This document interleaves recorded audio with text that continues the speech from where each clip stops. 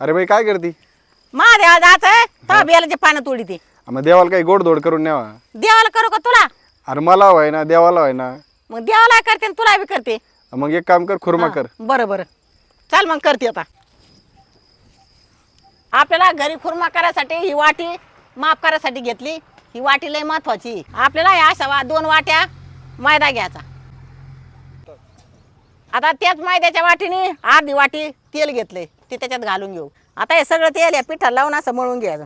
आता तेल लावून असा गोळा झाला पाहिजे पिठाचा.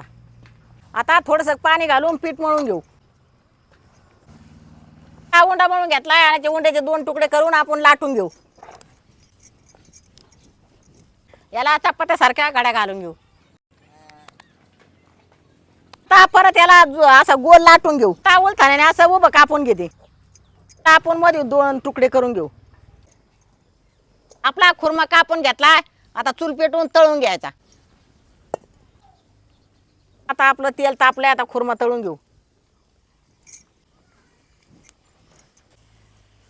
आता आपला खुर्मा तळून घेतला. आता काढून घेऊ.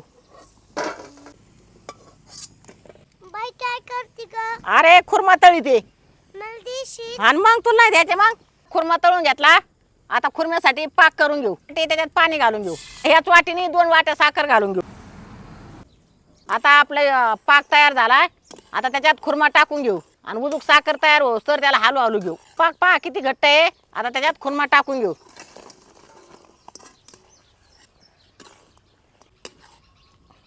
किती टाइम लागेल? आता हे काय झालंय भाऊ, थोडं राहिलंय. बघा आता आपला खुर्मा तयार झाला. आता काढून घेऊ. आपला हालासारखा खुर्मा तयार झाला. या सगळे जण खाला.